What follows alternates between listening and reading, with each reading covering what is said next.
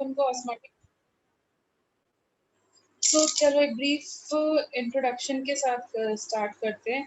तो तुमने देख लिया ना इस चैप्टर में एक हेनरीज लॉ आया था, वो कब यूज करना है? हेनरीज लॉ कब यूज करना है? Mixture of liquid and gases. gas and gas mixture. Yes, when gas is dissolved in liquid, ठीक है। देन उसके बाद में हमने क्या नेक्स्ट चीज क्या आई? रॉल्स लॉ आया, उसके वेरिएशंस पढ़े। रॉल्स लॉ कब यूज करना है? जब हमारा सॉल्यूट और सॉल्वेंट दोनों ही वॉलेटाइल हो, है ना, दोनों ही वॉलेटाइल हो, तब यूज किया था ना। उसके बाद में जब हम लोग किसी नॉन वॉलेटाइल सॉल्यूट को डालते हैं तो हमारे पास जो प्रॉपर्टीज आती है, चेंज आती है जो प्रॉपर्टीज ऑफ द सॉल्यूशन में, वो कौन सी आती है? उनको हम क्या बोलते हैं? Qualitative properties. इसमें क्या क्या आता है? Relative lowering of vapour pressure, lowering और वेपर प्रेशर, ये तो हम लोगों ने कर लिया। फिर there will be depression in, जो फ्रीजिंग पॉइंट होगा वो कम हो जाता है। एंड इसको हम लोगों ने day to day life examples में भी पढ़ा था कि क्या होता है, जैसे कि हम लोग आइस वगैरह स्प्रिंकल कर देते हैं इन कोल्डन कंट्रीज, इथाइलिन ग्लाइकॉल डाल देते हैं। Yes, ma'am. ठीक है, तो ये दो प्रॉपर्टीज थी। Yes, बट ये yes, and then comes the osmotic pressure. तो अभी जब हम लोग ये पढ़ रहे थे तब हमने ये माना था, in this condition we have presume कि जो हमारा सॉल्यूट और सॉल्वेंट जो है, the solute is not getting associated or dissociated. Solute is neither getting associated और मतलब ना जुड़ रहा है और ना ही टूट रहा है, dissociated। तब के लिए हमने इन सब कंडीशंस को पढ़ा है। अभी इसके बाद में हम इसका एक और वर्जन करेंगे जहां पर हम लोग करेंगे जब ये एसोसिएट या डिसोसिएट कर जाए तो हमारी चेंजेस कैसे आएंगे। ठीक है, तो वो वाला वर्जन अपने को अभी करना है। अभी हम लोग कर रहे हैं जब वो ना एसोसिएट हो रहा है और ना डिसोसिएट हो रहा है। Can you get it? Yes, ma'am. ठीक है, तो इसको हम लोग कंटिन्यू करते हैं विद मतलब तुमने जैसे बताया मुझे कि ऑस्मोसिस रह गया है, ऑस्मोटिक प्रेशर रह गया है, और उसको कंटिन्यू करते हैं। तो यू नो ऑस्मोसिस क्या होता है? ऑस्मोसिस क्या होता है? कि talk about what the process of osmosis. तो ऑस्मोसिस क्या होता है? इट इज अ प्रोसेस, यहाँ पर हम लोग सॉल्वेंट के पार्टिकल्स का मूवमेंट पढ़ते हैं। ठीक है, सॉल्वेंट के पार्टिकल्स का।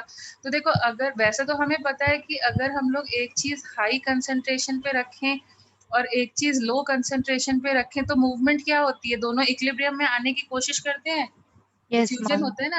तो जनरली हम लोग किसका मूवमेंट देखते थे पहले? सॉल्यूट पार्टिकल्स का। बट ऑस्मोसिस में क्या होता है? We study the movement of solvent particles. तो इक्विलिब्रियम में लाने के लिए सॉल्वेंट किधर से किधर मूव करेगा? जिसके पास ज्यादा है towards the lower side. Okay, किसके पास सॉल्वेंट ज्यादा है? Lower concentration. हाँ, so osmosis is what? It is a process of the movement of, you can say the solvent particles, the movement of solvent particles from low concentration to high concentration। and इसको किससे move होना चाहिए ये ध्यान रखना है, via semi Semi-permeable membrane. इसके through ही पास होना चाहिए, सेमी परमिएबल मेम्ब्रेन। ठीक है, तो अब जो गैस लॉज हम लोग यूज करते आ रहे थे, जिस साइंटिस्ट ने इसको डिस्कवर किया, ही दैट इज एबे नॉलेज, उसने इसको ये भी फाइंड किया कि जो चीज हम लोग उसके लिए फॉलो करते हैं ना, गैस लॉज के लिए फॉलो करते हैं, वही चीज यहाँ पर हम लोग यहाँ पर अप्लाई कर सकते हैं फॉर फ्लूइड्स ऑल्सो। ठीक है, क्योंकि दोनों ही फ्लूइड्स हैं तो उसके लिए अप्लाई कर सकते हैं। तो अब अगर by chance if you want to stop this process of osmosis, you don't want the solvent particles to go, तुम क्या करोगे? You don't want this particle Pressure और लगाने लगेंगे. to happen। Okay, we don't want this movement to happen, so we apply what? We apply pressure to stop the movement. So this pressure which is applied to stop the process of osmosis, हम नहीं चाहते कि ये हो, मतलब हमारी body में भी यही होता है कि थ्रू ऑस्मोसिस यू नो जो सेल्स होते हैं वो अपने न्यूट्रिएंट्स को अब्जॉर्ब कर लेते हैं, वाटर को अब्जॉर्ब कर लेते हैं, बट वो जब नहीं चाहते कि फर्दर अब्जॉर्प्शन हो, हमारा पेट भर गया है, there is a feeling of satisfied, then what they do is they stop, they apply pressure, वो फूल जाते हैं, वो प्रेशर अप्लाई करते हैं and they stop the process of osmosis. मतलब जैसे प्लांट्स हैं, ऐसा थोड़ी ना पूरा दिन वो लोग रूट से water या minerals लेते रहते हैं. When they don't need it, they apply pressure and to stop the process of osmosis. Did you follow this? Yes, ma'am. Yes, ma'am. Yeah. So Yes, ma'am. okay. So that is what is about this thing only. So the you can say what is osmotic pressure, जिसके बारे में हम लोगों को पढ़ना है. Is it 1 minute? So osmotic pressure क्या है? तो osmotic pressure is defined as the excess pressure which must be applied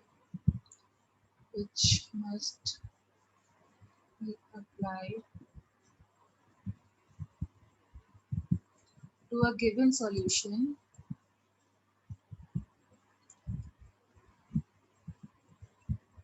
to prevent the flow of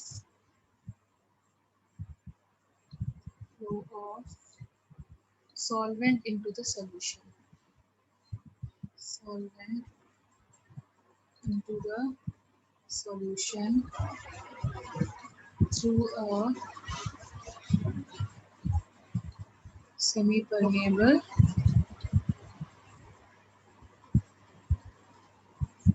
membrane. हमें ये मूवमेंट को स्टॉप करना है, ठीक है. फिर क्या हुआ, वैन हॉफ करके एक साइंटिस्ट ना, उसने डाइल्यूट सॉल्यूशंस की प्रॉपर्टीज को पढ़ा और उसने ऑब्जर्व किया कि if it is a dilute solution, for dilute solution क्या होता है, they also try to follow all the all types of ideal gas laws. Like जो हमारा वॉल्यूम होता है, अगर बहुत ज्यादा लिक्विड होगा तो हमें प्रेशर ज्यादा लगाना पड़ेगा टू स्टॉप द ऑस्मोसिस. कम लिक्विड होगा तो हमें कम प्रेशर लगाना पड़ेगा. तो ये क्या था, प्रेशर को हम लोग बॉयल्स लॉ से रिलेटेड करते थे पहले. Boyle's, tell me. Yes, ma'am. यहाँ पर हम क्या बोलेंगे, this is you are applying for dilute solution which was done by Van 't Hoff, so this is called as Boyle's Van 't Hoff law.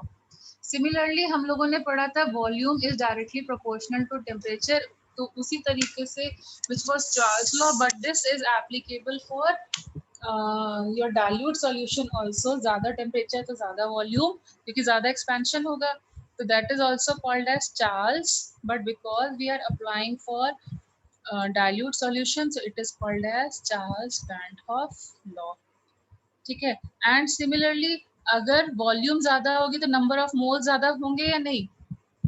Do you agree? Do you agree? Yes, ma'am. Yes, It will be what? Avogadro's Van 't Hoff law. अब जैसे तुमने ideal gas equation में सारे loss को combine किया था, वैसे ही अगर हम लोग कंबाइन कर दें, so see we will get like this, P pi V is equal to nRT. Isn't it similar to your ideal gas law? Check it. Isn't it similar to Yes. ideal gas law? yes, Yes, just हम differentiate कर पाए कि वो जो P है, P represents pressure of the gas, whereas our pi represents what? Osmotic pressure, which is applicable in dilute solution. So dilute solutions also behave like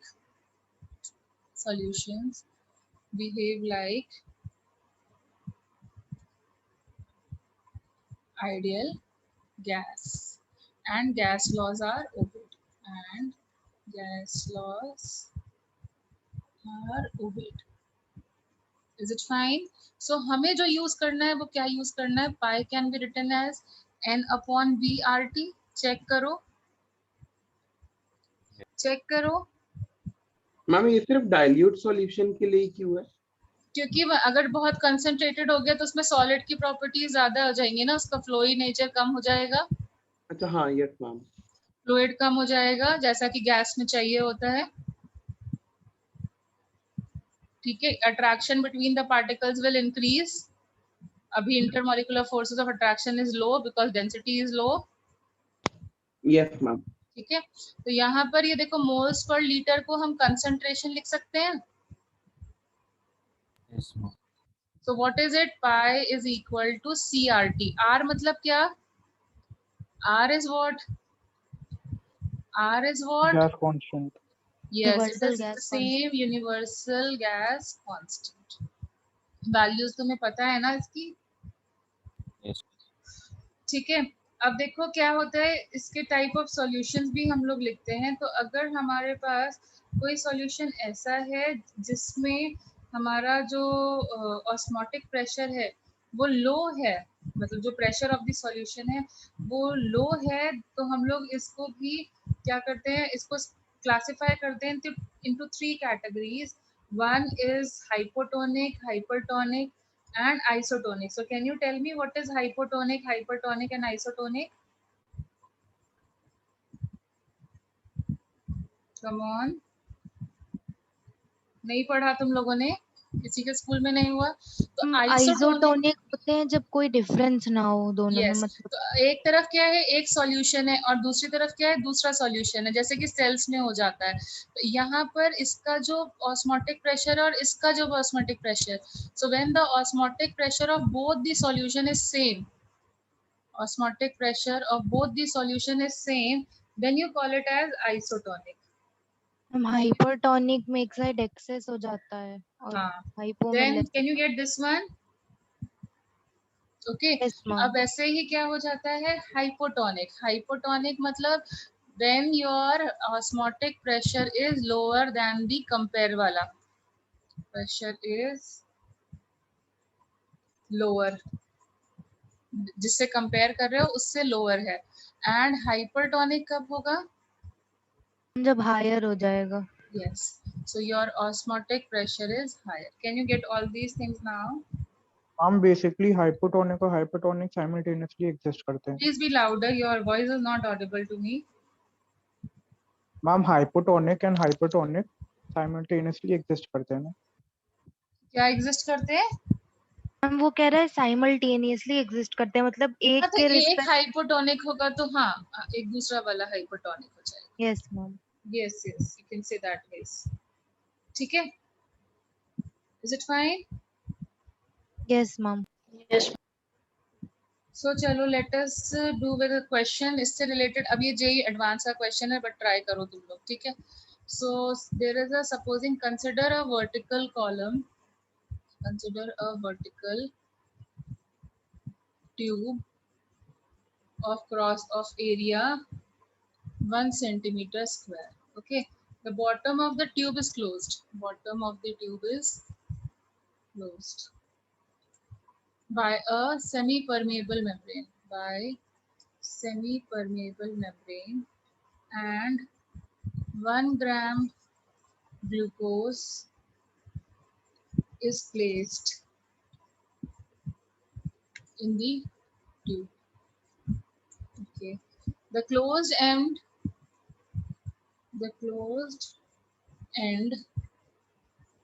is immersed in water।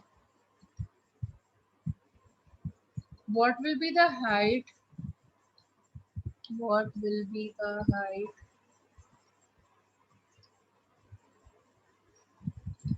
of liquid level in the tube at equilibrium? Now they are telling you that the density of the solution is 1 gram per centimeter square, and what is the osmotic pressure? You have to calculate what is the osmotic pressure at 25 degrees Celsius। Try करो, how will you do it?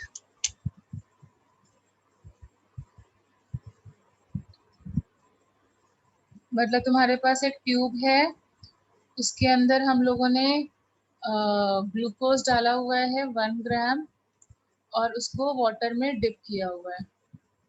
Ma'am pressure निकाल के P is equals to H rho g करेंगे। Yes, सही सही कर रहे हो तुम।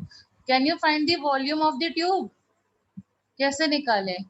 It will be what? 1 height, centimetre square जितना Height हाइट में into राइज area. आएगा into area. Can we write like this? Height into area.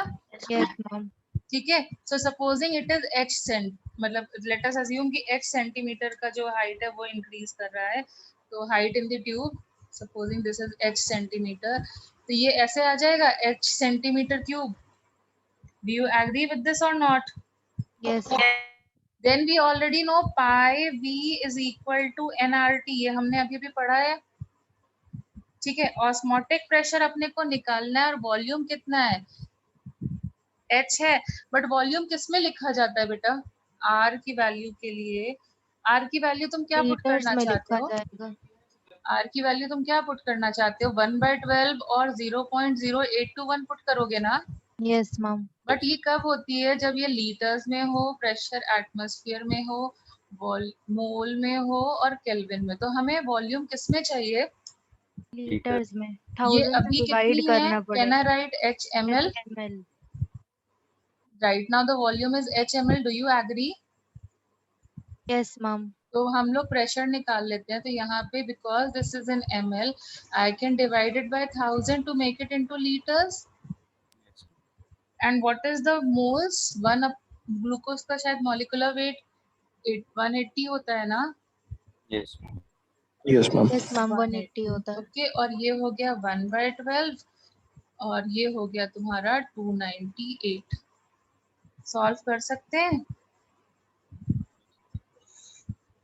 Solve कर सकते हैं? ठीक है, can you yes get it? तो जो भी Yes. पाई का वैल्यू आएगा वो क्या होगा? जो भी कुछ एक वैल्यू आएगा डिवाइडेड बाय h आएगा या नहीं आएगा इन atmosphere? Yes ma'am.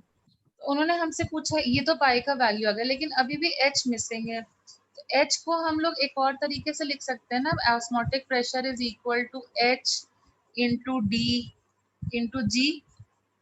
Yes. Yes ma'am. यहाँ से हम लोग पाई निकाल चुके हैं, यहाँ h है, तो can this is equation number 1। मतलब देखो यहाँ दो अननोन है, एक तो पाई और एक h, दो इक्वेशन दो अननोन। अब हम सॉल्व कर सकते हैं? हम पाई को h के टर्म्स में लिख के और फिर यस क्वाड्रेटिक बन गई। Yes, can we solve it now? Yes ma'am. So that you will solve for pi and h. तो क्वेश्चन समझ में आया? ये जेई एडवांस में आया था। Yes ma'am. Did you get it? Yes ठीक है, अब देखो अभी तक हमने जो कुछ भी पढ़ा उसमें हमारा सॉल्यूट क्या होता था? बड़ा शरीफ बच्चा था, ना एसोसिएट करता था ना डिसोसिएट करता था, मतलब हम जो एक्सपेक्ट करते थे उतने ही पार्टिकल्स रहते थे। Is it true? Is it true? Yes ma'am. Yes. Okay, but supposing अगर हमारा सॉल्यूट जो है डिसोसिएट कर जाए या फिर एसोसिएट कर जाए तो हमारी प्रॉपर्टीज में डिफरेंस आ जाएगा। अगर डिसोसिएट कर गया तो हम तो सोच रहे थे एक पार्टिकल है लेकिन वहां डबल पार्टिकल आ जाएंगे, तो लोअरिंग ऑफ प्रेशर ज्यादा हो जाएगा या नहीं हो जाएगा? more yes ma'am. particles, more they will cover the surface area, lower will be the rate of evaporation and lower will be the vapor pressure. तो lowering of vapor pressure ज्यादा होगा या नहीं? यस अगर मैम। हमारा particle टूट जाता है तो लोअरिंग ज्यादा होगी कि नहीं? Do you agree? Yes ma'am. ठीक है, तो जब हमारा सॉल्यूट डिसोसिएट या एसोसिएट होता है, प्रॉपर्टीज जो जो मतलब थियोरेटिकल हम जो चीजें निकालते हैं उनसे एक्चुअल में चीजें डिफरेंट आती है, सारी क्वालिटेटिव प्रॉपर्टीज डिफरेंट आती है। तो इसको किसने स्टडी किया? It was studied by van't Hoff and that is why this factor जिससे इंक्रीज या डिक्रीज होता है उस फैक्टर को हम लोग बोलते हैं van't Hoff factor. Okay, now एक एक चीज को एट अ टाइम ले लेते हैं। जैसे कि फॉर एग्जांपल अगर हमारे पास हो जाता है डिसोसिएशन, डिसोसिएशन कब होगा? डिसोसिएशन ऑफ सॉल्यूट कब होने की पॉसिबिलिटी है? मैम इलेक्ट्रोलाइट टाइप का होगा। यस, अगर हमारे पास स्ट्रॉन्ग इलेक्ट्रोलाइट्स हो। स्ट्रॉन्ग इलेक्ट्रोलाइट्स कौन होते हैं? जैसे कि आयनिक सॉलिड्स, आयनिक सॉलिड। ठीक है, आयनिक स्ट्रॉन्ग इलेक्ट्रोलाइट्स जैसे कि आयनिक सॉल्यूट। लाइक फॉर एग्जांपल, अगर तुम एक्वस सॉल्यूशन ऑफ NaCl लेते हो, 1m aqueous solution of NaCl, तो तुम क्या इमेजिन करोगे कि तुम्हारे पास 1 moles of sodium chloride salt है, बट एक्चुअल में ये क्या हो जाएगा? It will break into Na positive ion plus chloride ions in water. Yes ma'am. So see, the number of particles is getting doubled or not? Yes. Yes. Yes ये concentration एक तरीके से 1 मोल पर लीटर नहीं हो गई है, एक तरीके से अप्रोक्सीमेटली 2 मोल्स पर लीटर नहीं हो गई है। Perfect. Can you follow this? Yes.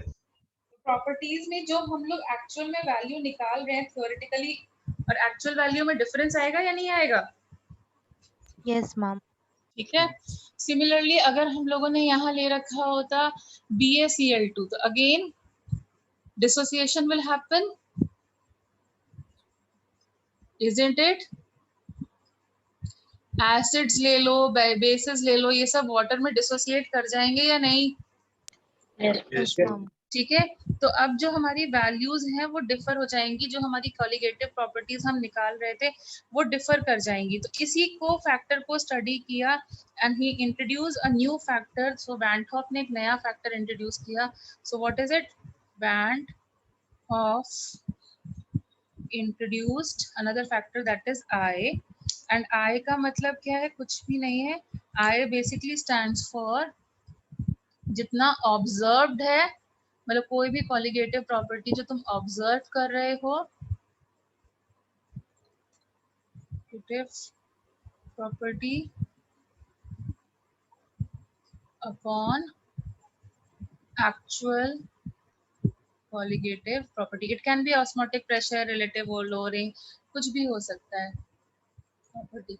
जैसे कि यहाँ पर देखो, हमने जैसे फॉर एग्जांपल ऑस्मोटिक प्रेशर निकाला, तो हम क्या बोलेंगे? ऑस्मोटिक प्रेशर क्या होगा? विदाउट डिसोसिएशन तुम क्या बोलोगे? It will be equal to pi is equal to CRT। Will you say like this? Yes. But don't you think it will become 2 times? Yes. क्योंकि 2 पार्टिकल्स हो रहे हैं, तो ये जो पार्टिकल जितने में ब्रेक करता है उसको हम बोलते हैं I is when Hoff factor. कितना में इंक्रीज या कितने का डिक्रीज आ रहा है उसको हम लोग आई से रिप्रेजेंट करते हैं। जैसे फॉर एग्जांपल मुझे एलिवेशन इन बॉइलिंग पॉइंट निकालना है, okay, elevation in boiling point. तो number of particles, do you think ज्यादा हीटिंग करनी पड़ेगी if number of particles increases? Yes ma'am. Dissociation happens, number of particles will increase, तो boiling point का formula क्या हो जाएगा? डबल हो जाएगा। So how will I write? Kb dot m। Do you agree with this? Yes, ma'am. Similarly freezing point भी क्या हो जाएगा? डबल टाइम्स कम हो जाएगा। ओके, एलिवेशन सॉरी डिप्रेशन, हाँ, अगर कम हो रहा है तो अपॉन में आ ही नहीं जाएगा वो। कम हो रहा है तो कितने टाइम से कम हो रहा है? हम चेंज की बात कर रहे हैं ना, 2 टाइम से कम हो जाएगा ना। We are talking about the change, we are not talking about the value. Delta TF लिखा है ना, okay okay? So now this will be also this into mole fraction of solute. Can you get it? Van 't Hoff factor कैसे include हो जाएगा? Yes ma'am.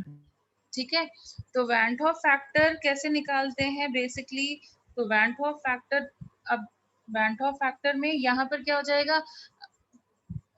जो तुम्हारा molecular weight है, कई कई कई बारी हम लोग वैन डॉक फैक्टर से मॉलिक्यूलर वेट में करेक्शंस भी क्रिएट करते हैं।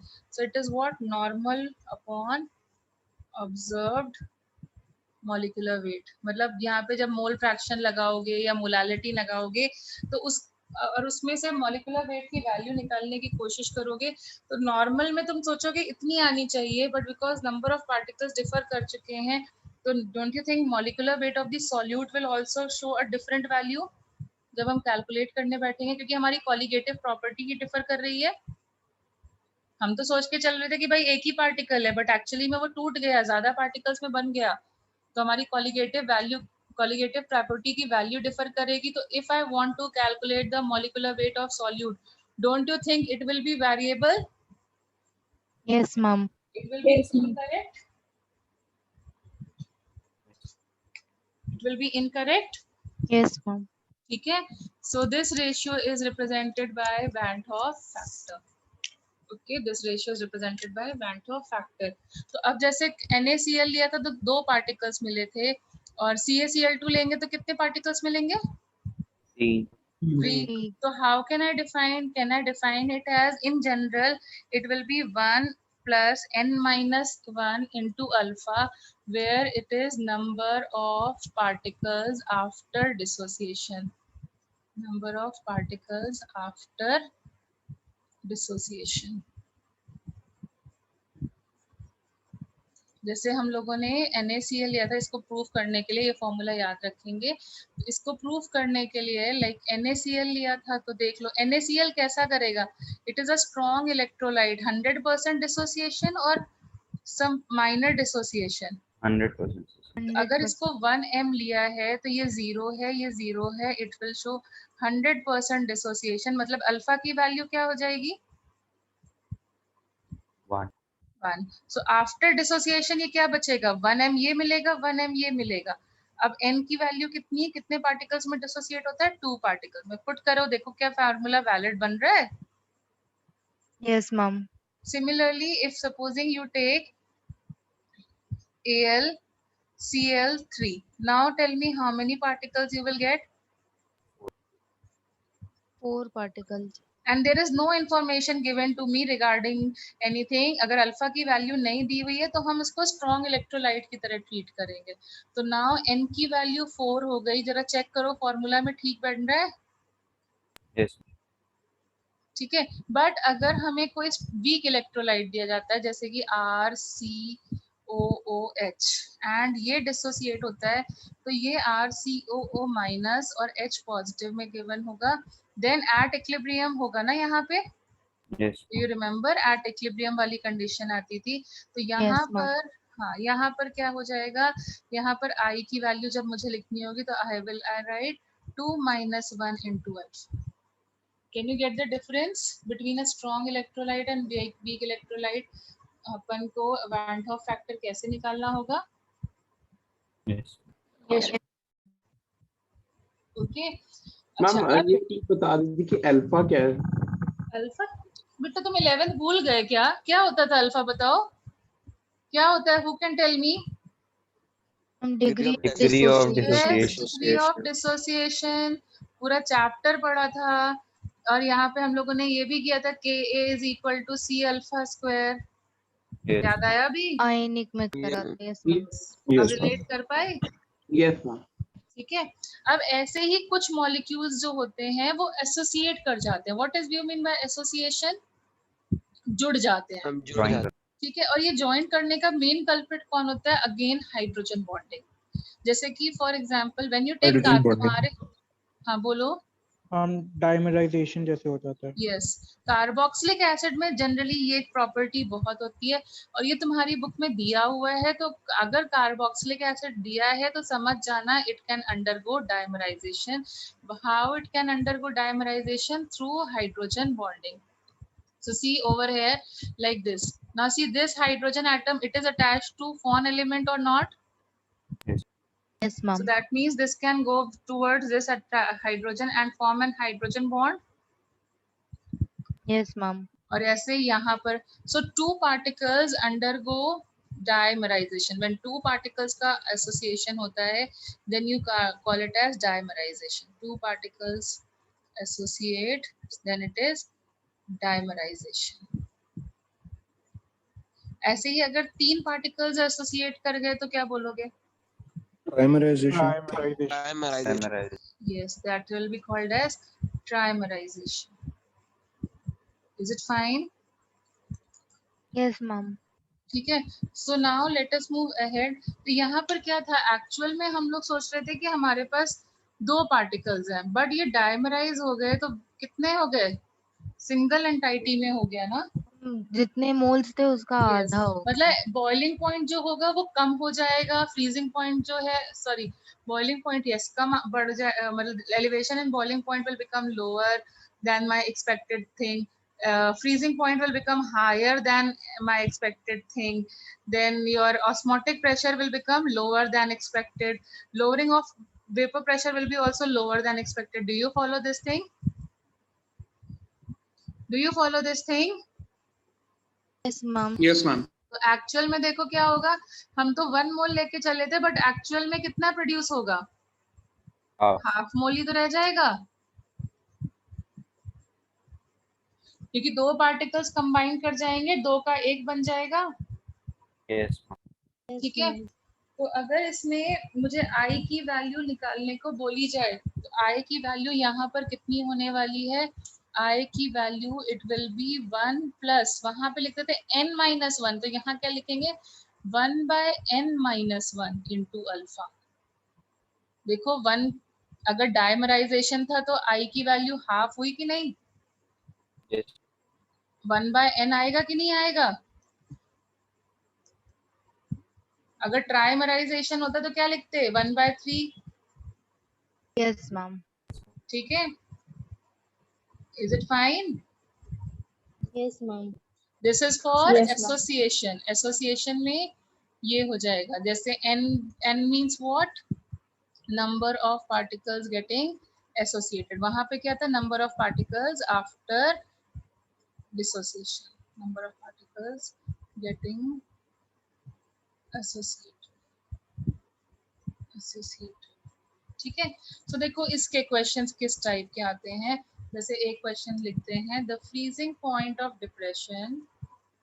आई am trying to make you do all those questions जो एग्जाम में पूछे गए हैं। तो ये क्वेश्चन भी तुम्हारा जेई मेंस में पूछा गया है। The freezing point depression of 0.001 m K4 FeCN6 is 7.1 into 10 raised to the power -3 Kelvin.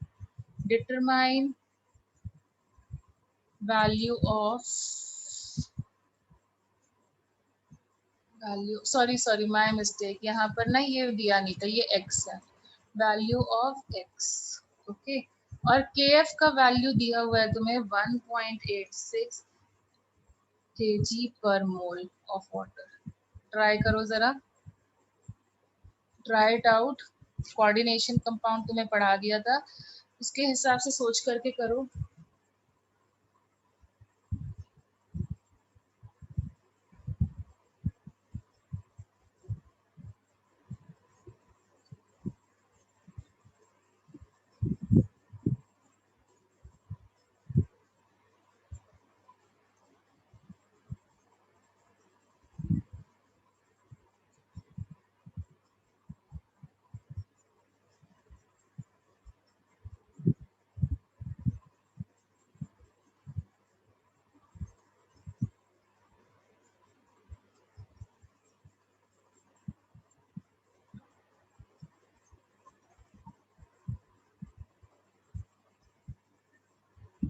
Can anyone help me? Ma'am इसकी इक्वेशन में हम लोग लिख देंगे कि x+1 पार्टिकल्स बने हैं। Yes, very good very good. देखो तुम्हें पता है, तुमने कोऑर्डिनेशन कंपाउंड में पढ़ लिया था कि अगर मैं इस कोऑर्डिनेशन कंपाउंड को फर्दर डिसोसिएट करवाते हैं तो we will get what? X particles of K, but this coordination sphere will not show further dissociation. Can you connect with that part? Yes, ma'am. ठीक है, so that means what is the value of n? Isn't it x+1? yes, I की value क्या होगी? 1 plus n, alpha. that is x+1 -1 into alpha, और इन्होंने alpha कुछ नहीं दिया है, तो I will assume it is a strong electrolyte and it is showing 100% dissociation. Can Yes, I ma'am. assume like that? So I की value कितनी हो गई? 1 plus x. Do you agree with this? Do you people agree with this? Yes, ma'am. yes, ma'am. So that Yes. means now they are telling us delta TF. तो जब कोई particle associate या dissociate करता है तो हम ये वाला फॉर्मूला लगाते हैं ना, यही लगाते हैं ना? Yes. Yes, ma'am. तो ये देखो इन्होंने दिया हुआ है हमें this value is 10 raise to the power -3। यहाँ पे हमने 1 + x निकाल लिया है। kf 1.86 है इसका, और मोलारिटी दी हुई है 10 raise to the power -3। Can we solve this now? Yes, ma'am. x की वैल्यू कितनी आई? इससे और इससे ये कैंसिल हो जाएगा। 7.1 डिवाइडेड बाय 1.86 करो, 4 या 4 आ रहा होगा। देखो अप्रोक्सीमेटली 4 आ रहा है क्या? Approximately 4. देखो 4 अप्रोक्स। तो x की वैल्यू क्या हो जाएगी? Sorry, 1 + 3 x 3 3। तो क्या हो जाएगा हमारा formula? K3 FeCN6. Can you get it? Yes, Ma'am. Can you people get it now?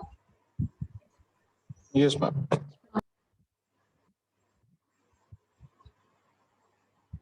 अच्छा चलो एक और क्वेश्चन करते हैं। ये भी तुम्हारा पूछा हुआ है, ठीक है, जेईई मेंस का क्वेश्चन है। तो जो सिंपल वाले मैं उनको नहीं ले रही हूँ, क्योंकि वो तो तुम्हारा ऐसे आ जाएगा कि ये पार्टिकल दिया है, CaCl2 दिया है, तो चेंज इन एलिवेशन बता दो, तो वो तो तुम कर ही ले जाओगे। थोड़े से जिसमें थोड़ा सा ट्रिकीनेस है या किसी और से रिलेटेड है, उनको कन्वर्ट करने की कोशिश कर रही हूँ। तो 3 particles of solute A associate in benzene and they form a species like A3। Trimerization हो रहा है, मतलब indirectly ये। तो calculate the freezing point of 0.25 molar solution। Now they are telling you degree of association, Now degree of association is 0.8, okay, and freezing point of pure benzene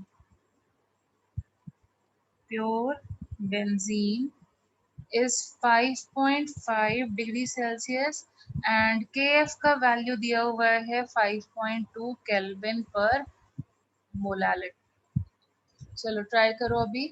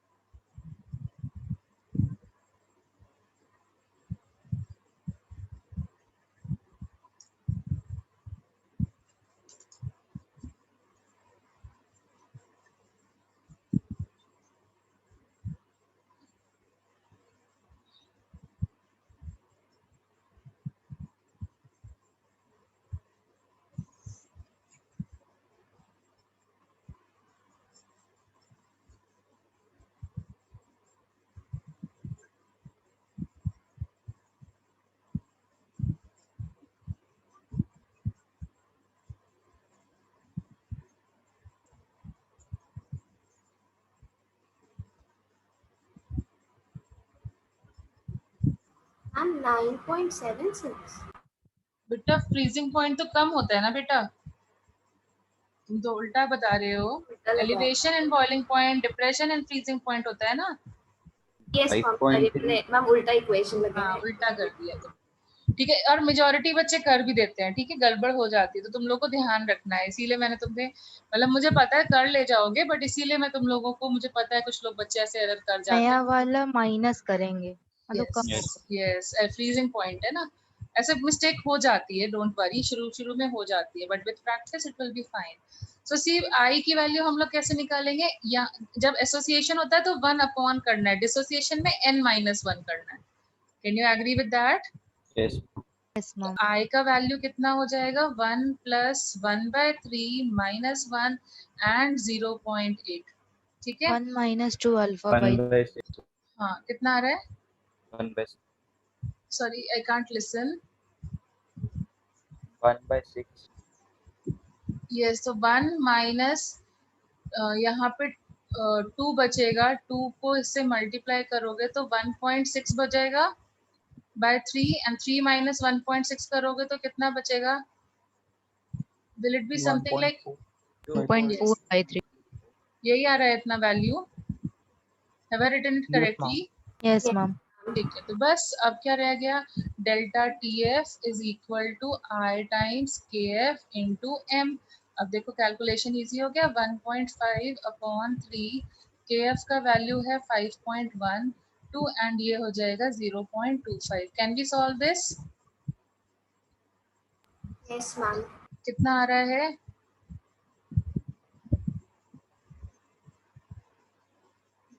7 by 20 approx. 7 by 20. 20। Okay, 7 by 20 कितना हो जाएगा solve करने पर? 12. 0.6 के 7 by आसपास। 0.6 के आसपास. 0.6. हाँ, तो बस अब यहाँ पे ये ध्यान रखना है कि फ्रीजिंग पॉइंट कम होगा। So delta T F will be what?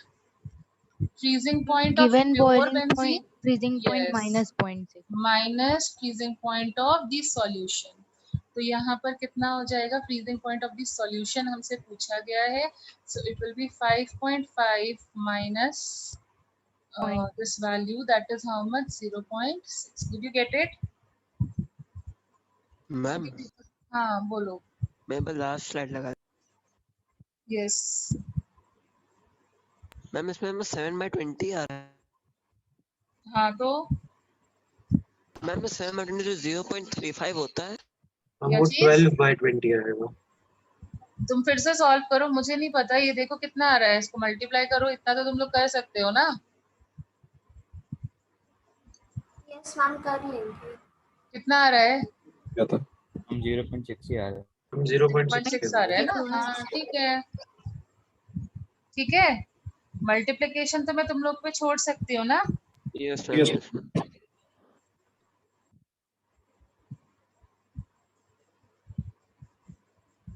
Is it fine now?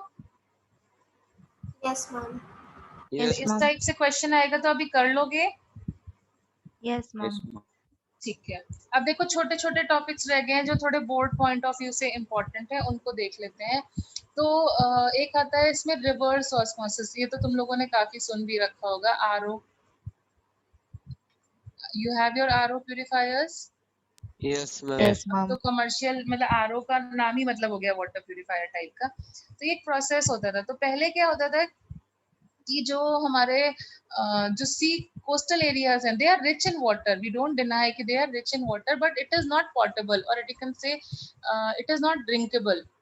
हम desalinization के लिए कर. Yes, so they are rich in water, but this water is not fit for drinking, unfit for drinking. तो इसलिए दो लोगों ने दिमाग लगाया कि अगर किसी रीजन से हम इसको फिट फॉर ड्रिंकिंग बना ले तो हमारा काम बन जाएगा। तो उन्होंने क्या सोचा?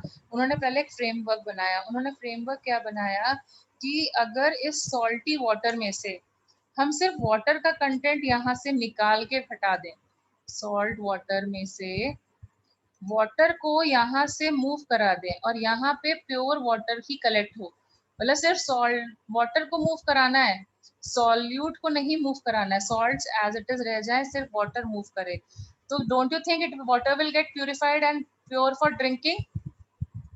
Yes, ma'am. ठीक है। So this process is what? यहाँ पर हाई कंसंट्रेशन हो रखी है, यहाँ लो कंसंट्रेशन हो रही है, and there is movement of particle, movement of solvent. So don't you think it is reverse of osmosis? Yes, ma'am. They are moving from high concentration towards low concentration and the solvent is moving via this thing. So this is reverse osmosis. तो पहले ये जो reverse osmosis था ये सिर्फ coastal areas के लिए बना था, क्योंकि उनकी जो म्युनिसिपल कॉर्पोरेशन थी वो वाटर को प्यूरिफाई नहीं कर पा रही थी, उसमें कुछ सॉल्टी फ्लेवर फिर भी आता था। ओके, तो this is called as reverse osmosis. मैं से कुछ साल पहले बायो में एक्टिव ट्रांसपोर्ट के नाम से पढ़ा था। हाँ एग्जैक्टली वही है, क्योंकि हमारी बॉडी में भी होता है ये बेटा। Yes, हमारी बॉडी में भी, मतलब ऐसा थोड़ी ना होता है कि प्लांट्स जो हैं वो हमेशा वाटर कंटेंट सॉइल से लेते रहते हैं। वो क्या करते हैं, जब उन्हें जरूरत होती है तो वो ऑस्मोसिस को करवाते हैं, फिर जब उन्हें नहीं जरूरत होती तो वो आइसोटोनिक बन जाते हैं। कि भाई अब हमें जरूरत नहीं है, खत्म करो, ठीक है। ऐसे Yes, कर करके वो ट्रांसपोर्ट करते हैं, मतलब यही तुमने बायो में पढ़ा था। और जब हमारा स्वेट निकलता है तो स्वेट कैसे निकलता है, उस टाइम पे रिवर्स ऑस्मोसिस होने लगती है, Yes, ma'am. Yes, ma'am. Getting ना। तो वही चीजें हैं। तो यहाँ पर क्या है, desalination of water, this salt का रिमूवल हो गया to make it fit for drinking, this is desalination of water. Nowadays मतलब हम लोग घर में भी ये करने लग गए, लाइक नॉर्मल एरियाज में भी आरओ यूज करने लग गए। अब उसकी वजह से क्या हो रहा है, पहले क्या होता था, मतलब एक एक्स्ट्रा फैक्ट बोल सकते हो, इसका तुम्हारा इसका रिलेशन नहीं है। तो पहले के टाइम पे क्या होता था, हम लोग नॉर्मल वाटर पीते थे, टैप वाटर पीते थे नॉर्मल एरियाज में, जहाँ कोस्टल एरियाज की बात नहीं कर रहे। तो नॉर्मल एरियाज में जब हम टैप वाटर पीते थे तो कुछ माइक्रो न्यूट्रिएंट्स जैसे कि जिंक हो गया, सोडियम, पोटेशियम, वो सब हमें टैप वाटर से ही मिल जाया करते थे। ओके, माइक्रो न्यूट्रिएंट्स हमारी बॉडी में हमें टैप वाटर से ही मिल जाते थे, हमें उसके लिए कोई डिपेंडेंसी नहीं होती थी बाहर से। बट नाउअडेज हम लोग क्या करते हैं, उसमें से पूरा सॉल्ट का कंटेंट निकाल देते हैं आरओ यूज करने से। तो डोंट यू थिंक अब हमें माइक्रो न्यूट्रिएंट्स नहीं मिल रहे हैं, और हमारी बॉडी भी मैन्युफैक्चर नहीं कर सकती उन माइक्रो न्यूट्रिएंट्स को। इतना भी तुमने बायो में पढ़ा होगा, कुछ चीजें हमारी बॉडी को कमी होती है तो मैन्युफैक्चर कर लेती है, लेकिन कुछ चीजें होती है जो मैन्युफैक्चर नहीं कर सकती है। Yes ma'am. yes, तो ये जो माइक्रो न्यूट्रिएंट्स है ये भी तो उसी कैटेगरी में आते हैं, it can not manufacture it and a body is getting deficient of it. तभी तो you might have seen your elders taking these pills multivitamins के नाम से, जिसमें बहुत सारे Yes, ma'am. मतलब अगर तुम उसका इंग्रेडिएंट पढ़ोगे तो तुम देखोगे कितनी केमिस्ट्री इन्वॉल्व है उसके अंदर, ठीक है। इंग्रेडिएंट लिस्ट पढ़ोगे तो उसमें तुम्हें दिखेगा जिंक होता है उसके अंदर, उसमें तुम्हारा सोडियम है, पोटेशियम है, इस टाइप के फॉस्फोरस है, इस टाइप के माइक्रो न्यूट्रिएंट्स उनमें ऑलरेडी पड़े हैं। इवन अभी कोविड के टाइम में भी तुमने देखा होगा, we were taking zinc tablets. Yes, ma'am. Yes, ma'am. Now, can you get it? What is the reason why we were taking?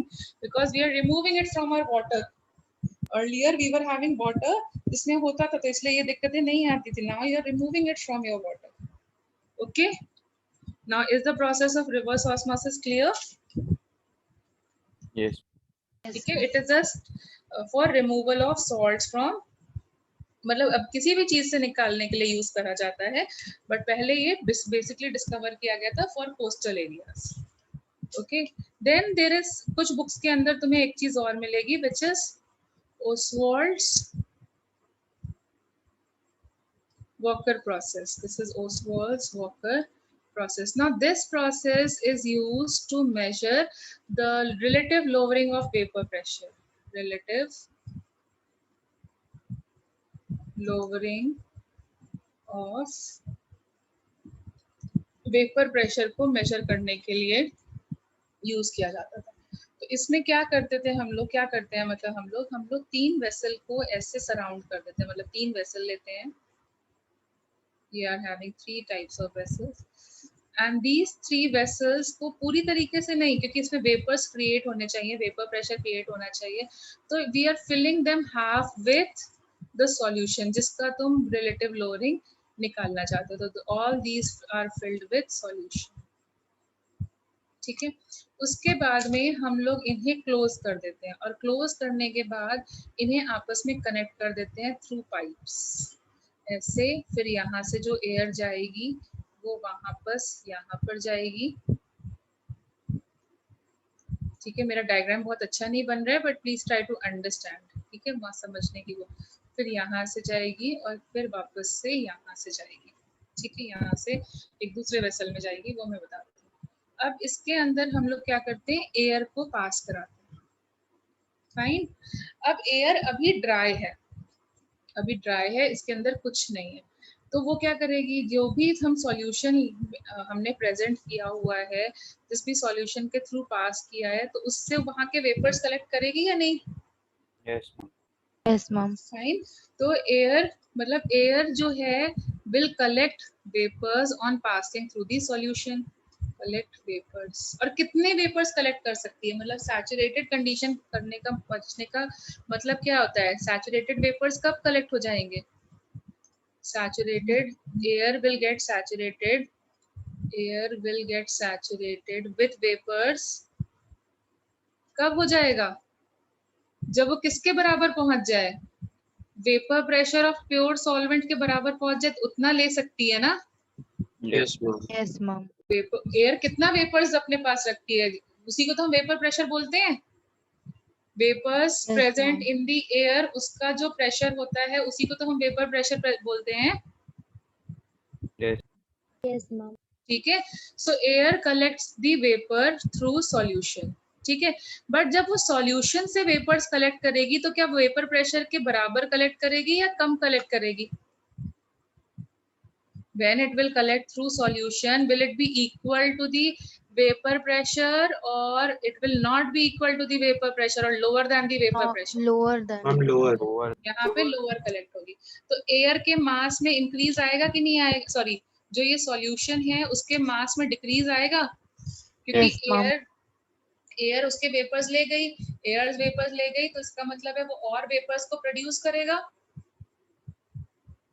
Yes, ma'am. You get it? Okay, air collects the vapor, so solution is going vapors, so there will be decrease in the mass of the solution. Do you agree with this or not? Yes, ma'am.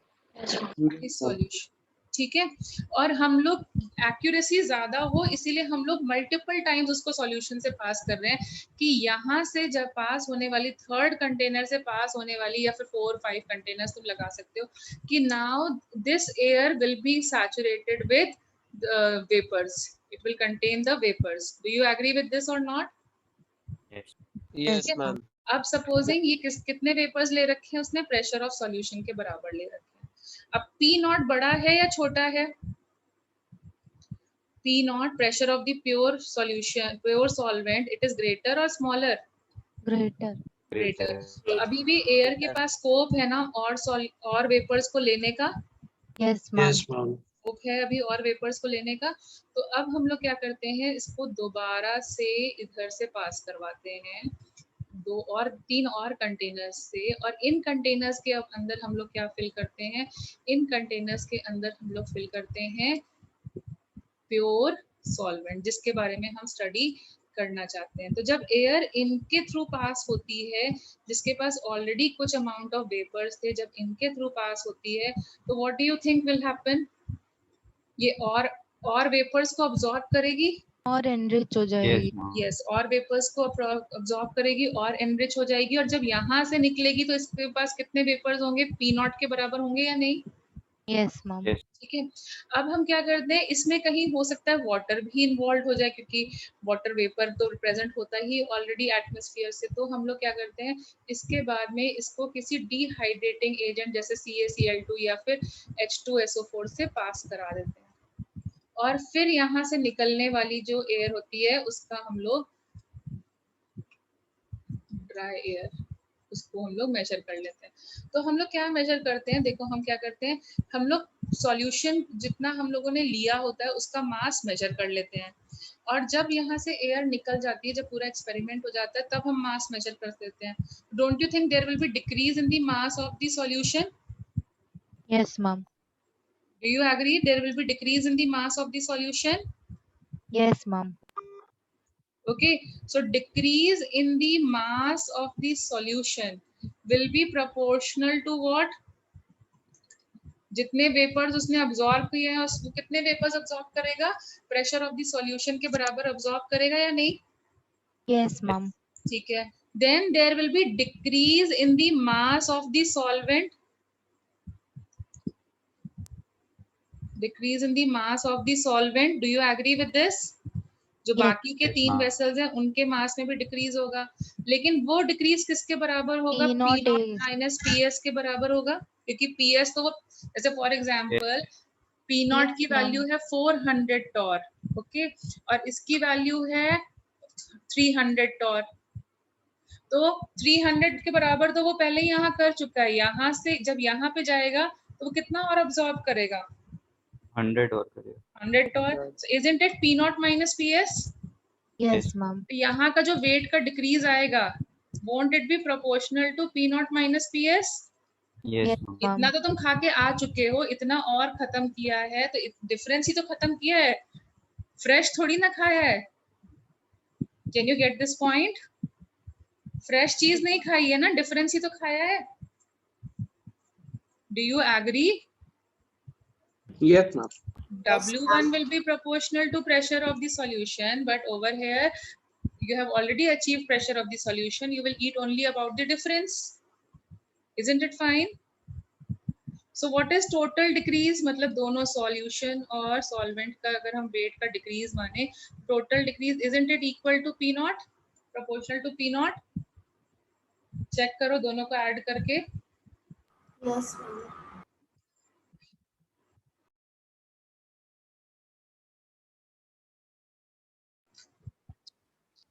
Yes, ma'am. ठीक है. So अब यही तो है lowering of vapor pressure. What is lowering of vapor pressure? Tell me. What is lowering of vapor pressure? Lowering of vapor last वाली pressure. Slide एक बार फिर से दिखा दीजिए. Yes. Decrease in the mass of the solution. जो पहले के 3 vessels हैं वो it will be proportional to pressure, vapor pressure of the solution. Do you agree with that? Yes. Yes Yes. Ma'am. And decrease in the mass of the solvent. तुम PS खा के आ चुके हो तो P naught पे जाना चाहते हो तो कितना किसके proportional होगा? P naught minus PS के proportional होगा. Yes, ma'am. ठीक है. और टोटल जो मास का मेरा लॉस हुआ है वो P naught के प्रोपोर्शनल होगा क्योंकि हम एयर में उतना ही वेपर्स रख सकते हैं ना जितना वेपर प्रेशर होगा. So total decrease in mass will be proportional to P naught और नॉट. Yes, ma'am. ठीक है. So what is relative lowering of vapour pressure? It is delta P upon P naught is equal to what? Mole fraction of solute. यही होता था ना. Yes. And Yes, how? Yes. तो ये क्या होता था? It was P naught minus PS upon P naught. Now see yourself. P naught minus PS is what? Loss in mass of pure solvent. Isn't it P naught minus PS? Yes, ma'am. Yes, ma'am. And then P naught is what? Total loss in mass. Yes. तो अगर हमें ये दोनों values पता चल जाए, मास का loss पता चल जाए, तो अब हम लोग यहाँ पर उसको लगा सकते हैं ना, WB upon MB into WA upon MA. ये वाला फॉर्मूला लगा सकते हैं. Yes. सो ये वाले क्वेश्चंस भी कभी कभी आ जाते हैं for Oswald's walker process. Did you follow? Ma'am इसमें वाटर वेपर कहाँ से आएगा? जैसे कि आपने उसके लिए बेटा डिहाइड्रेटिंग. वाटर वेपर तो एयर में होता ही है ना, बट उसकी वजह से वेपर प्रेशर में थोड़ा सा डिफरेंस आ जाएगा. तो वाटर वेपर कितना है उसको निकालने के लिए हम ड्राई एयर को निकाल सकते हैं ना. एयर जो होती है it is already having water vapour ना. Yes ma'am. मैम तो यहाँ पे स्टार्टिंग में एयर को ड्राई करके नहीं स्टार्ट कर सकते थे? हाँ वो भी कर सकते हो. Yes ma'am. ठीक है, ताकि हमारा जो मास का कैलकुलेशन है वो बहुत प्रिसाइज है इसलिए. यस. ठीक है. अदरवाइज वाटर वेपर का भी कैलकुलेशन आ सकता है. तो देखो ये क्वेश्चन एक है तो मेरे पास में करंट. अब देखो जैसे यहाँ पे उन्होंने बोला पहले ही हम ड्राई एयर ले रहे हैं, हमने पहले ही उसको कर लिया. Current of dryer. Now your problem is sorted. Yes ma'am. ठीक है. Is passed through bulb, through a bulb which is containing 5 grams of solute in 100 grams of water, and then through water alone, and then sorry then लिखना भूल गए. So and then उसके बाद में through water alone. Okay. So the loss in mass, the loss in weight of this solution is 0.78 grams and water is 0.02 grams. Now calculate. First thing, relative lowering of vapor pressure. Relative lowering of vapor pressure. Second thing, molecular weight of solute. Try करो जरा. Molecular weight of the solute. Try करो. कैसे करोगे? Change in pressure upon pure pressure किसके बराबर होता था? Loss in mass of solvent, Solvent upon total loss. yes, mass of pure solvent upon total mass. Can you remember? अभी Yes. हम लोग, तो ये कितना हो जाएगा? 0.02 divided by 0.8. That will be relative lowering of vapor pressure. Do you agree? Yes. Yes, ma'am. ठीक है. अब molecular weight of solute कैसे निकाले? तो हम लोगों ने already पढ़ा है for dilute solution. And don't you think it is a dilute solution? Yes. Yes, ma'am. ठीक है. देखो यहाँ पे 0.5 ग्राम्स को 100 में डिसॉल्व किया है, तो इसको हम बोल सकते हैं ना डाइल्यूट है. Yes. So it will be 0.02 divided by 0.8 will be 5. Mass of solute नहीं पता है और ये 100 है और mass of solvent 18 है क्योंकि वो water है. Can you find the molecular weight of solute? Yes. Can you calculate the molecular weight of solute now?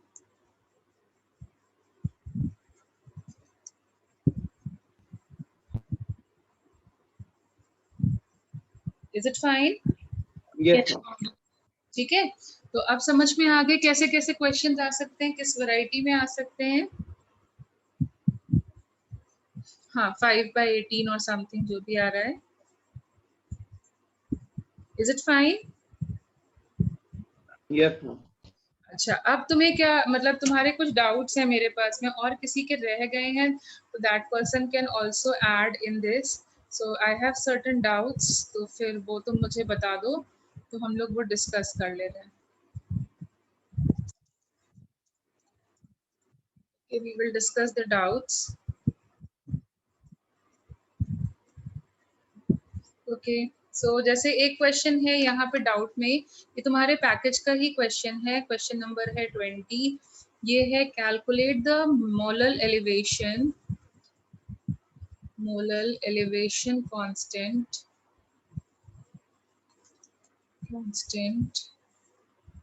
okay, kb of water and the boiling of 0. kb calculate करना है for 0.1 molal urea solution. Okay. And latent heat of vaporisation तुम्हें दी हुई है 9.72 kilo calorie पर mole and temperature तुम्हें पता ही है 100 केल्विन. तो बेटा यहाँ पे बस क्वेश्चन में kb की वैल्यू मिसिंग है, चेक करो. डेल्टा टीबी निकालना है और फॉर्मूला क्या होता है? kb.m. Do you remember? Yes, ma'am. You people remember this thing? Yes. Yes, ma'am. कुछ नया बताया नहीं. अब देखो kb का लेकिन वैल्यू नहीं गिवन है. अभी तक हमने जितने क्वेश्चंस किए थे तो हमें kb की वैल्यू गिवन होती थी. इस क्वेश्चन में डिफरेंस क्या है कि kb की वैल्यू गिवन नहीं है, लेकिन मैंने तुम्हें फॉर्मूला लिखाया था kb की वैल्यू का. Can anyone recall?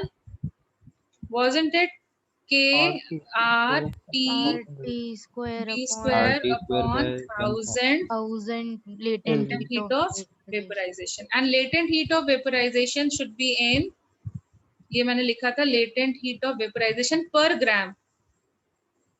Latent heat should be in per gram. यहाँ पे per mole है. Per gram में को कैसे कन्वर्ट करोगे? Per gram में कन्वर्ट करने के लिए क्या करना पड़ेगा? इसको मॉलिक्यूलर वेट से molecular weight से multiply करें. Yes. Can you get it? तो इसको अगर मॉलिक्यूलर वेट के उसमें लिखना चाहते हो तो यहाँ पे क्या लिखना पड़ेगा? into 18. Did you follow now? क्योंकि ये पर मोल में दिया हुआ है. Did you follow? Yes, ma'am. ठीक है. पर ग्राम वाला अपने को यूज करना. तो नाउ kb का वैल्यू निकाल लोगे. यहाँ कैलोरीज में दिया हुआ है तो r की वैल्यू कैलोरीज में अप्रोक्सीमेटली ये होती है. बॉइलिंग पॉइंट किसमें? केल्विन में पुट करेंगे. 373 केल्विन का स्क्वायर, क्योंकि हर चीज केल्विन का है. इसमें हम लोग जो केबी का यूनिट होता है वो क्या होता है? मैंने बार बार लिखा है अभी. केल्विन पर मोलर लिखते हैं कि नहीं? तो टेम्परेचर भी तुम उसमें पुट करोगे. Then 1000 into 9.72 into 1000. Why? Because kilocalories है and into 18. So from here can you calculate the value of kb? Is your doubt solved? Yes, ma'am. Actually, answer नहीं आ रहा था. तो तुमने एरर किया, अभी तुमने अपनी एरर देखी यहाँ पे, तुमने हो सकता है पर मोल डायरेक्टली पुट कर दिया था. मैम मैंने ऊपर वो मॉलिक्यूलर मास से मल्टीप्लाई कर दिया था. हाँ, प्लीज बी लाउडर. मैम मैंने 18 से मल्टीप्लाई किया था. 18 से मल्टीप्लाई किया था, फिर किलो कैलोरीज भी कन्वर्ट की थी. Did you convert ma'am. kilo calories also? Yes, ma'am. So to check, there might be some error, calculation error.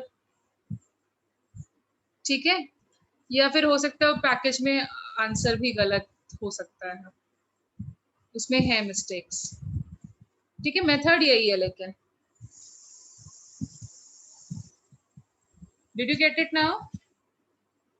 Ma'am आ जाएगा, हो जाएगा. ठीक है, बस इतना सा बस वही प्रोसेस है. पहली बार तुम्हें एक क्वेश्चन मिला जिसमें केबी भी कैलकुलेट करने को बोला गया है. ओके, बाकी स्ट्रेट फॉरवर्ड ही रहते हैं. Then there is a question, a solution of 0.643 grams of organic compound in 50 ml of benzene. Benzene है और डेंसिटी दी हुई है बेंजीन की, density is 0.879 gram per ml.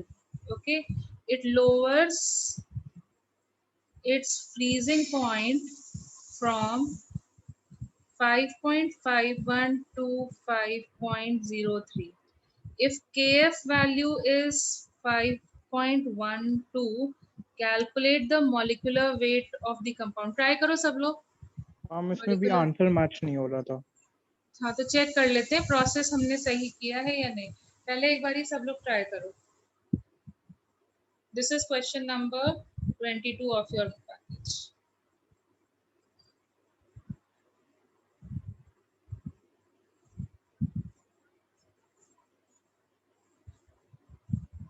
Molecular weight of the compound. This is question number 22 of your package.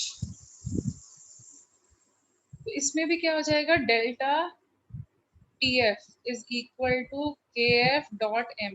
और देखो यहाँ पे कोई एसोसिएशन या डिसोसिएशन का इंफॉर्मेशन नहीं दिया हुआ है, तो I will be assumed to be how much? 1. Can you follow this? No Yes, ma'am. information of whether the compound is getting dissociated or associated. अगर कंपाउंड आयनिक हुआ और अगर कंपाउंड कार्बोक्सिलिक एसिड हुआ तो वो नहीं भी देंगे, तो तुम्हें समझना पड़ेगा, क्योंकि तुम्हें पता है ionic compounds are what, they dissociate on dissolving in water ना. Yes, ma'am. तो वहां पर एक्सपेक्टेड है कि they will not give you any information, you will have to understand yourself. Carboxylic acid का तुम्हारी बुक में ही लिखा हुआ है, it undergoes association, it goes dimerisation.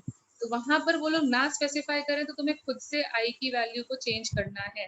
But अगर कोई और कंपाउंड दिया हुआ है और उन्होंने कुछ इंफॉर्मेशन नहीं दिया है वेदर इट इज एसोसिएटिंग और dissociating, you can treat it as no association और dissociation is happening. Did you follow this point? Did you follow this point now? Yes, ma'am. अब देखो डेल्टा TF कितना होगा, 0.548 if I'm not wrong. And molality अपने को निकालनी पड़ेगी, तो 0.643 upon molecular weight, and then there should be weight of the solvent in kg, but weight अपने को दिया नहीं है, बट डेंसिटी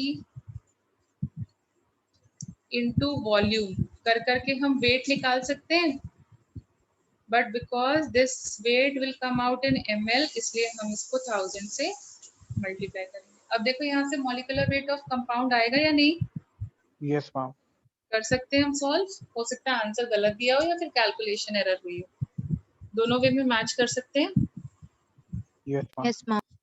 ठीक है, now coming to the last doubt. किसी और का है तो फिर चेक कर मैम. लो जल्दी. हाँ मैम ये जो क्वेश्चन है इसमें ही एक और क्वेश्चन है, वो वाला आया ही नहीं था, वो बता दीजिए. वो थोड़ा फिजिक्स से रिलेटेड है 21st इसलिए. वाला है मैम, वो समझ नहीं आ रहा था. हाँ, वो फिजिक्स से रिलेटेड है. देखो, calculate the amount of ice that will separate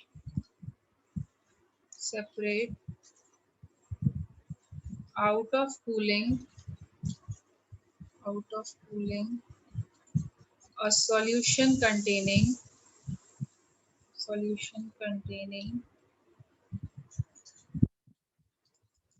500 grams of ethylene glycol in 200 gram water to minus 9.3 degrees Celsius.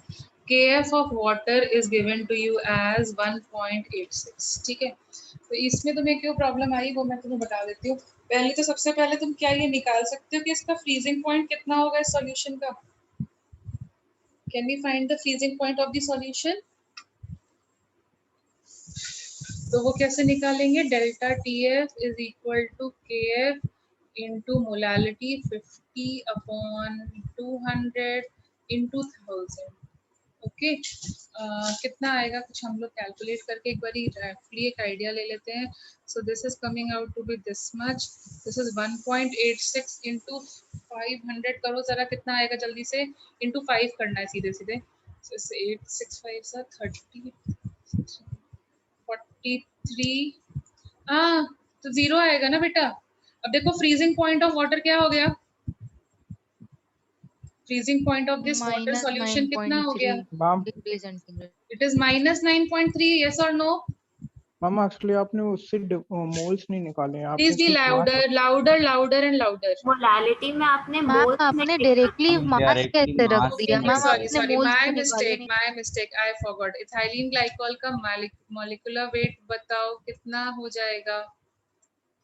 जल्दबाजी में मुझसे भी गड़बड़ हो गई, तो जल्दी से बोलो कितना हो जाएगा? 24 and 6 and 32 कितना हुआ?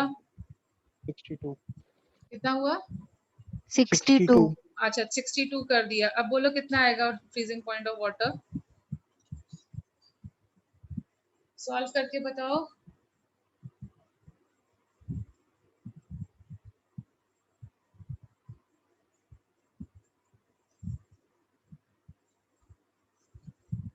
जीरो 0.15 कितना आ रहा है?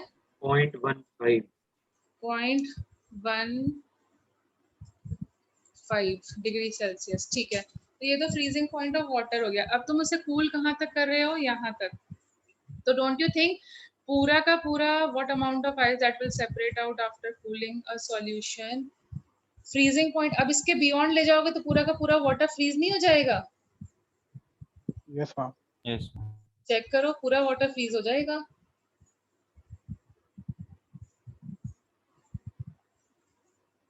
होगा कि नहीं? Yes ma'am. Do you agree now? Yes ma'am. ठीक है, so whole water will be freeze because we are going beyond that. Ma'am तो उस हिसाब से 250 ग्राम हो जाएगा। बेटा वाटर फ्रीज करेगा, इथाइलिन ग्लाइकॉल का फ्रीजिंग पॉइंट क्या है वो तो नहीं पता ना मुझे। हाँ पूरा ही हो जाएगा, पूरा सॉल्यूशन फ्रीज कर जाएगा। तो मैम Yes. लेकिन आंसर इसमें 38 ग्राम्स दिया था, अराउंड 38 ग्राम्स। देखो तो तुम्हारा केमिस्ट्री के इन्वॉल्व के हिसाब से है ना, वो तो यही है। ठीक है, 38 ग्राम उन्होंने क्यों दिया हुआ है उसके लिए फिर तुम्हें लेटेंट हीट ऑफ वाटर और वाला कॉन्सेप्ट लगाना पड़ेगा जो अभी हम लोग मतलब नहीं कर रहे हैं। वैसे 250 ग्राम ही होगा। -9.3 या तो ये क्वेश्चन में ना मिसप्रिंटिंग होगी, या तो ये 0.13 होना चाहिए। 9.13 पे तो पूरा फ्रीज होगा।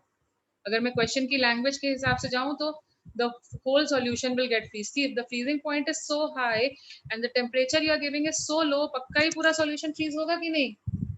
लॉजिकली देखो, अगर क्वेश्चन 0.13 होता तो फिर इस क्वेश्चन में बात होती जो तुम बोल रहे हो 38 ग्राम वाली चीज हो सकती थी, बट अगर 9.3 लिखा है तो प्रिंटिंग एरर है, वो पूरा पूरा फ्रीज होगा। मैम हाँ अगर सपोज जो भी फ्रीजिंग पॉइंट आया है हम लोग का उससे हाँ थोड़ा ज्यादा टेम्परेचर ही रखा हुआ है, हाँ, तो मैम पूरा नहीं होगा तो कितने होगा, उसकी वैल्यू कैसे निकालेंगे? वो तुम्हारा फिजिक्स में थर्मोडायनेमिक्स में कॉन्सेप्ट कराया जाता है ना कि heat lost is equal to heat gain. Yes ma'am, वो कैलोरीमेट्री से हो जाएगा। हाँ भाई उसी वाले से हो जाएगा। ऐसा होता है ना कि इतना ग्राम, उस टाइप के क्वेश्चन फिजिक्स में कराए गए होंगे आई थिंक लास्ट ईयर, कि तुमने कुछ 50 grams of ice is dissolved in this much amount of water. Ma'am अभी थर्मोडायनेमिक्स कराई नहीं गई हम लोगों अच्छा को। नहीं कराई गई, तो उसमें आएगा इस टाइप का क्वेश्चंस कि अगर हम लोग कुछ अमाउंट ऑफ आइस को या फिर फॉर एग्जांपल हमने एक वाटर का क्वांटिटी लिया 50 ग्राम्स और इसका टेम्परेचर है सपोजिंग 25 डिग्री सेल्सियस और दूसरा वाटर लिया अगेन 150 ग्राम्स और इसका टेम्परेचर है 85 लीटर्स, तो what will be the final temperature of the solution. इस टाइप के क्वेश्चंस तुमको कराए जाएंगे। उसमें ही उस टाइप का क्वेश्चन भी कराया जाएगा कि उसमें स्पेसिफिक हीट लेटेंट हीट का यूसेज बताया जाता है कि हीट ये क्या करेगा, ये हीट गेन करेगा, ओके, और ये क्या करेगा, हीट लॉस करेगा, करेगा ना। तो heat gain will be equal to heat loss, ऐसे कर करके करोगे। तो अगर वही चीज आइस के लिए होगी तो फिर से वही heat gain will be equal to heat loss कर करके तुम उसमें सॉल्व करोगे। तो वो तुम्हें फिजिक्स में कराई जाएंगी कैलकुलेशन। पहले मुझे यही फीलिंग आई थी जब उसमें था ना आइस ये आएगी, तो मुझे मैंने बोला भी था शायद इफ आई कैन रिकॉल ये फिजिक्स से रिलेटेड क्वेश्चन हो जाएगा, बट यहाँ टेम्परेचर इतना लो कर दिया तो ऑब्वियस सी बात है full solution will get freezed. Getting it now? Is it Yes, fine? ma'am. अगर Yes, ma'am. थोड़ा सा ऊपर होता तब हम निकालते, तब वो क्वेश्चन में बात होती जो हमें फिजिक्स के थर्मो से करनी है, बट अभी नहीं। और ये तुम्हें अभी फिर करवाया जाएगा, सर करवाएंगे ही, जहाँ पे heat gain is equal to heat loss कर करके तुम करोगे use. Okay, did you follow? Yes, ma'am. तो अगर अभी तुम्हारे को कोई क्वेश्चन ऐसा दिखता है ना कितना आइस निकलेगा कितना रह जाएगा, वो वाले क्वेश्चन अभी for the time being you can skip. Once you are done with the other part in physics also then we can go with those question. तो मार्क करके छोड़ सकते हो, बाद में हम कर सकते हैं, क्योंकि अभी समझाएंगे तो आधा फिजिक्स का काम मेरे पास आ जाएगा। तो अभी तुम कर लो वहां पे सर से क्वेश्चंस कर लो, देन वी कैन डिस्कस। तो अभी मार्क करके छोड़ सकते हो। फाइन। अच्छा, अब मुझे ये बताओ मेजॉरिटी स्कूल्स में